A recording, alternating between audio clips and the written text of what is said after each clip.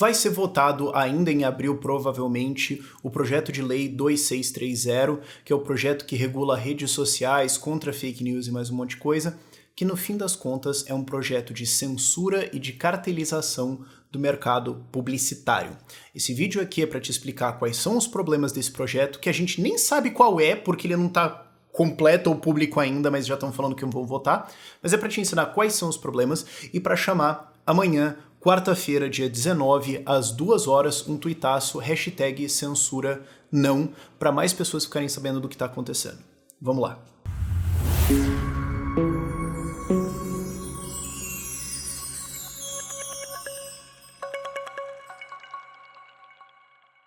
E assim, pessoal, o Boletim da Liberdade fez um site que rastreia os votos dos deputados, pelo menos que eles manifestaram que vão fazer, e a votação é aberta, então a gente pode cobrar. Então lá tem um placar de quais deputados são a favor da censura e quais são contra. Então você pode ver o que está acontecendo ali, ver o cara que você votou, pressionar a gente, e o objetivo desse vídeo e toda dessa campanha é criar pressão na Câmara dos Deputados para a gente conseguir vencer essa lei. Isso posto, vamos pro vídeo.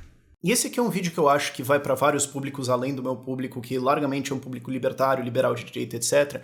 Então, assim, para você que é de esquerda, ou é de centro, ou votou no Lula, ou seja lá o que for, que tá olhando isso aqui pensando, mas, poxa, fake news é um problema e tudo mais, só lembre o seguinte, o pêndulo político vive oscilando. E, eventualmente, o poder vai acabar na mão de alguém que você não gosta. Ou, provavelmente, na mão de alguém que não gosta de você. E todas essas ferramentas agora que podem estar na mão do Lula ou de um governo de esquerda vão estar na mão de um governo de outro lado. E você pode ser prejudicado. Poder sempre vai ser usado pelas piores pessoas para atingir os piores resultados. Então toda vez que o Estado está querendo crescer no seu poder, se pergunte, eu queria que o meu pior inimigo tivesse essa marreta na mão? Porque uma hora ela vai dar na minha cara. Isso posto, eis os 8 pontos principais desse projeto. Ponto 0, não é nem 1, é o ponto 0. Porque muitas vezes as pessoas olham pra isso e falam, não, mas, cara, Congresso, política, é muito difícil influenciar isso, nós vamos perder, os caras vão fazer o que... Nós já ganhamos antes. Em abril do ano passado, 2022, tentaram soltar um projeto maluco lá de fake news, não sei o que, vamos votar urgência, Lira batendo o martelo pra conseguir os votos. E assim, quando um presidente da Câmara dos Deputados fala eu vou conseguir os votos, ele irá conseguir os votos. Especialmente o Lira. Ele perdeu. Foi votada a urgência do projeto de fake news lá ano passado, que teria também efeitos muito ruins, e o Lira perdeu. Primeiro ponto, né, porque o outro acho que era o ponto 0, é fundamental para você se motivar a isso, mas primeiro ponto aqui, a gente nem sabe qual é o projeto exatamente. Aí você fala, não, peraí. Estão falando que eu vou votar ali dia 25, 26 de abril, alguma coisa assim, né, fim de abril estão querendo votar isso, não tem projeto? Bom, então, não. Existe um do governo e existe um outro tramitando, 2630, e se espera que o projeto final seja meio que um amassado do pior de tudo dos dois. Ou novas coisas. Ou o relatório vai vir de outra forma. Não se sabe. A gente não sabe exatamente o que estará num texto que vai regular as redes sociais, que vai regular comunicação e publicidade no Brasil, que vai dizer o que você pode falar ou não pode falar, e que vai dizer as punições que você pode fazer, pode tomar sobre isso. A gente nem sabe o que vai ser. Os deputados não sabem, os senadores não sabem, está sendo escondido o jogo, e o que vai acontecer é que vai ser apresentado um relatório, vão correr para votar uma urgência, ato contínuo, vão correr para aprovar o negócio e fim. Porra, honesto pra caramba, né? Super diálogo, democrático, transparente e tudo mais, né? O projeto é tão maravilhoso que tem que esconder até a última hora o que ele de fato é para causar confusão e desmobilizar a oposição. Deve ter nada demais nele, né? Segundo ponto, a criação de uma noção de dever de cuidado. Eles estão usando esse termo bem amplamente aí, que o que ele é, na verdade, é censura por insegurança. Qual é a ideia? A ideia é responsabilizar redes sociais pelo que você falou. Hoje, como é que funciona? Se você falar alguma coisa nas redes sociais absurda, mentirosa, criminosa, etc., seja lá o que for, alguém que quer ativar você na justiça, seja uma pessoa, um CPF, ou seja o Estado que quer te processar de alguma forma, liga para a rede social e fala, eu quero os dados, eu quero saber quem é, eu quero saber o que está acontecendo aqui, e essa pessoa vai responder na justiça. Então você responde pelo que você fez. Eles querem mudar isso para... Em caso de descumprimento generalizado, E em caso de conteúdo manifestamente ilegal, a plataforma pode ser legalmente responsabilizada. Então agora o Twitter vai responder pelo que você falou, o Facebook vai responder pelo que você falou, o Instagram pode responder pelo que você falou. E isso faz eles pensarem, pera, pode existir uma decisão que leva eu, rede social, a ser responsável pelo que você fala. Então eu tenho que começar a pensar, se você tem a chance de falar alguma coisa incômoda, talvez seja melhor eu já reduzir o seu alcance, ou te retirar da plataforma completamente. Eu, como rede social, tenho que ficar pensando aqui o que juízes podem talvez se ofender, o que talvez políticos podem talvez se ofender, e eu tenho que já tirar isso da minha plataforma, porque na eventualidade de isso ser publicado, pode ter uma ação jurídica contra a minha empresa, e aí eles vão decidir que houve quebra generalizada. O que é quebra generalizada? O que o juiz quiser. O que o promotor quiser. O que o político quiser. Não tem definição. O que é generalizado? Porque, olha, por exemplo, né? Agora se você for no Twitter, você vê um monte de gente ali replicando a fake news de que o imposto de importação na Shein e na Shopee é nas empresas e não nos indivíduos. É um conteúdo manifestamente falso, mentira, deslavada, sendo massivamente divulgado, e é aberto que o governo foi atrás de influenciadores para ajudar a disseminar essa mensagem. Seja sincero comigo, você acha que se essa lei tivesse em efeito, o Lula ou o governo teria que responder por essas ações? Ou você acha que as redes sociais seriam acionadas para responder por isso? Não. Mas o Sérgio Moro foi lá e, uma vez, fez uma piadinha de que o Gilmar Mendes vem de sentença. E agora a Procuradoria-Geral da República pediu a prisão dele. Por uma piada. Você acha que isso vai ser justo, que isso vai ser bem distribuído? E você acha que as redes sociais têm uma segurança nisso? Ou assim, conteúdo manifestamente ilegal.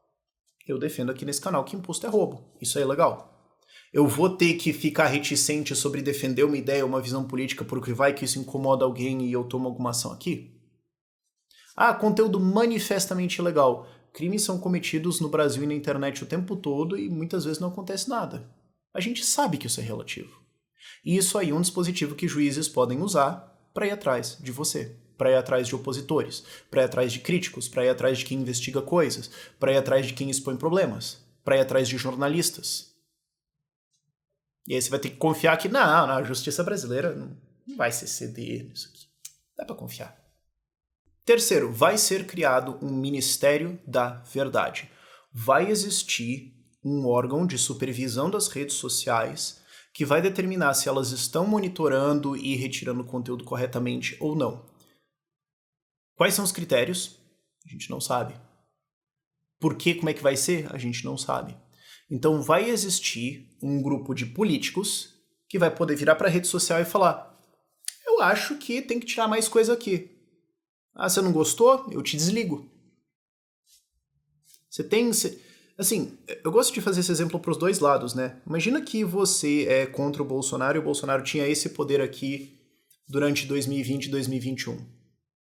Imagina o que ele poderia ter feito com isso. Se você é uma pessoa anti-Bolsonaro, se você não gosta dessas coisas, certo? Porque eu imagino que a maior parte do meu público é anti-Lula e tudo mais, eles conseguem imaginar isso, mas como eu disse, eu acho que esse vídeo vai para um público diferente. Ou imagina que você tem meramente um político corrupto, genérico ou qualquer, ele não é nem direita nem de esquerda, é só um vagabundo mesmo no poder e ele tem isso aqui. Ele pode falar: olha, tá tendo um monte de acusações aqui contra o meu governo nas redes sociais que conteúdo manifestamente ilegal aqui, eu acho que vocês, redes sociais, não estão removendo esse conteúdo adequadamente. Eu quero que ele seja removido, senão vocês podem ser desativadas, multadas, ou eu posso assumir, não sei. Você tem certeza que você quer botar isso na mão de políticos brasileiros? Isso é uma coisa que eu tenho falado ultimamente bastante também. Você tem que lembrar que são políticos. Não é o Estado, ou o governo, ou a lei, ou a justiça. Isso são ficções que a gente tem na nossa cabeça para dizer organizações de seres humanos. Juízes são seres humanos, políticos são seres humanos.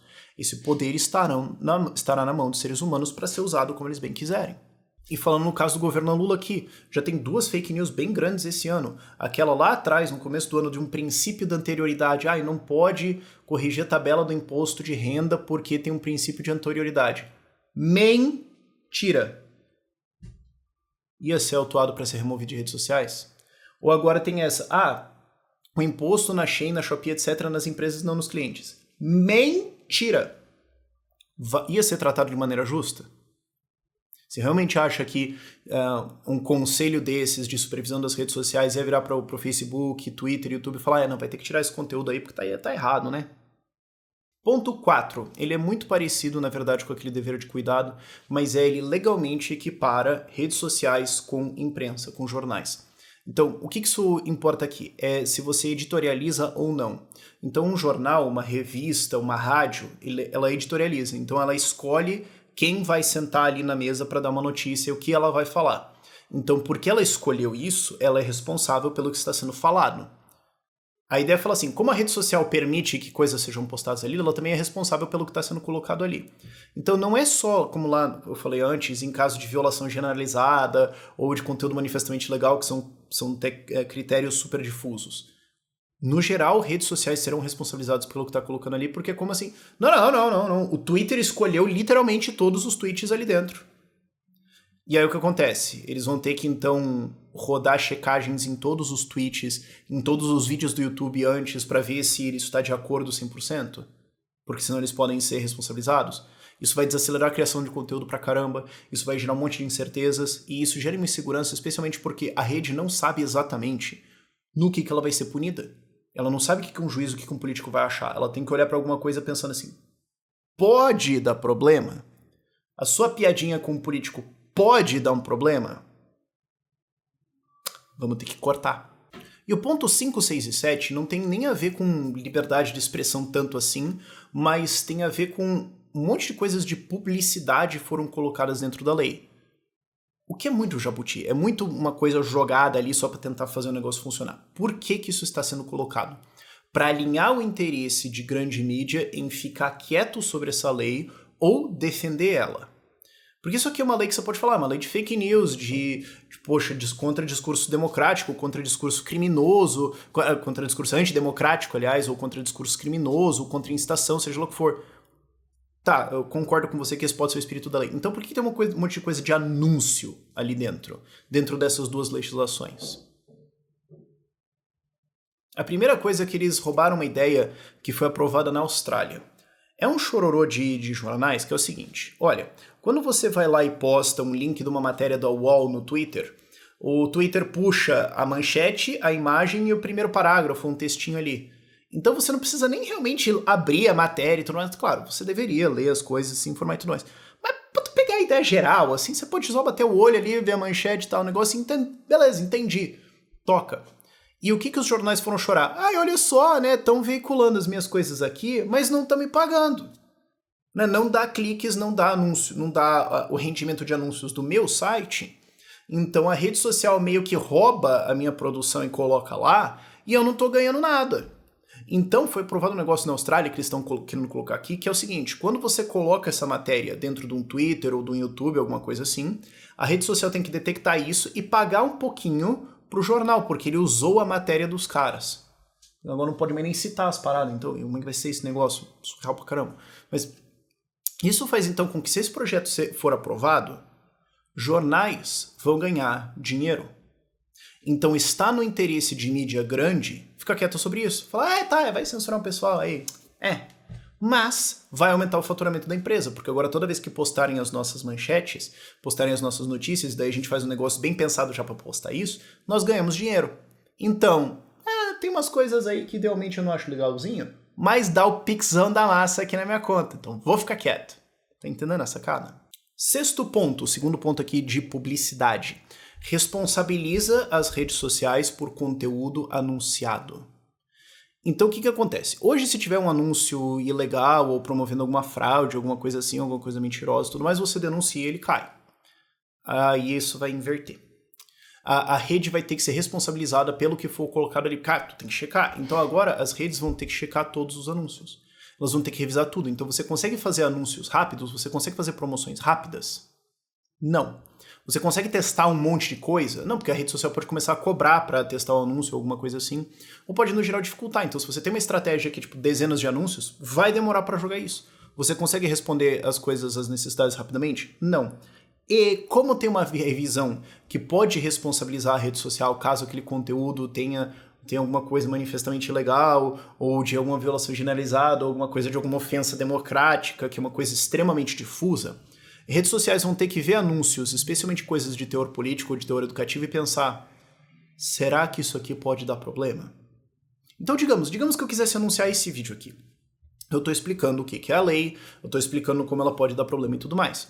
Se eu coloco esse anúncio aqui no YouTube e eu quero anunciar esse vídeo para outros, ou eu quero fazer um Reels ou alguma coisa assim, a rede social teria que ver esse vídeo aqui e pensar, será que algum deputado aí, será que o Lula vai se incomodar? Será que algum ministro do Supremo pode não gostar de uma piadinha aqui?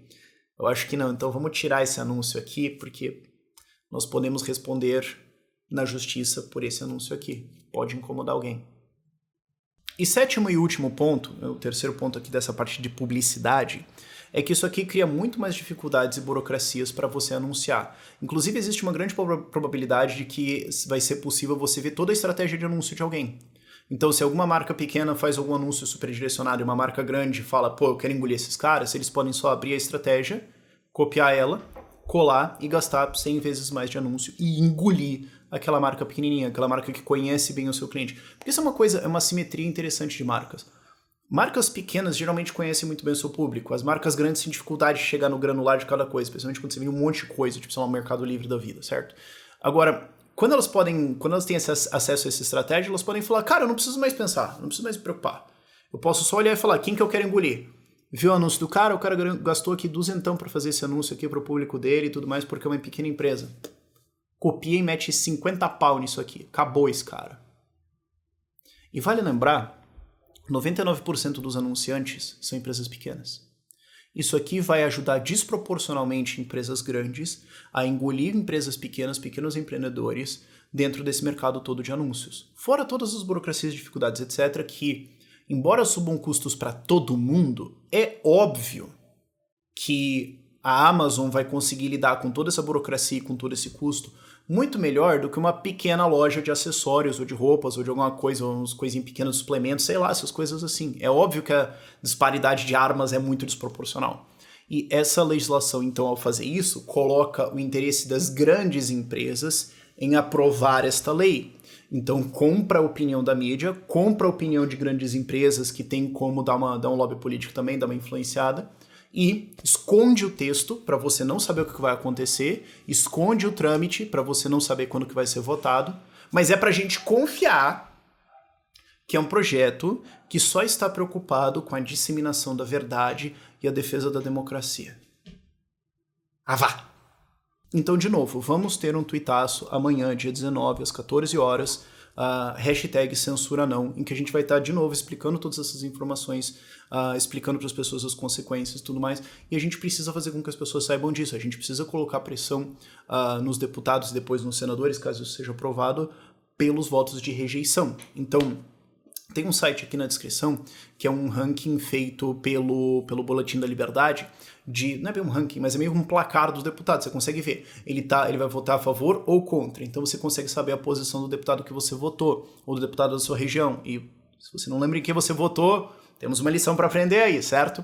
Mas eles conseguem monitorar a opinião de todo mundo, e é importante que a gente faça pressão nos deputados para que eles manifestem o seu voto e para a gente conseguir virar esse placar aí e manter liberdade de expressão e manter boa competição dentro do mercado de publicidade na internet. Por esse vídeo é isso. Tchau, tchau.